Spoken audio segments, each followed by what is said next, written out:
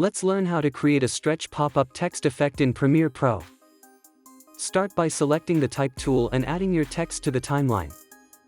Customize it using the Essential Graphics panel. Then, open the Effects panel, search for Transform, and apply it to the text layer. Move the playhead to the start of the text layer, go to Effect Controls, and under Transform, uncheck Uniform Scale. Set scale width to 1 and click the stopwatch icon to create your first keyframe. Now move forward 3 frames, change scale width to 125. Move forward 3 more frames, and set scale width back to 100. Next, uncheck Use Composition Shutter Angle and increase the angle to 360 for motion blur.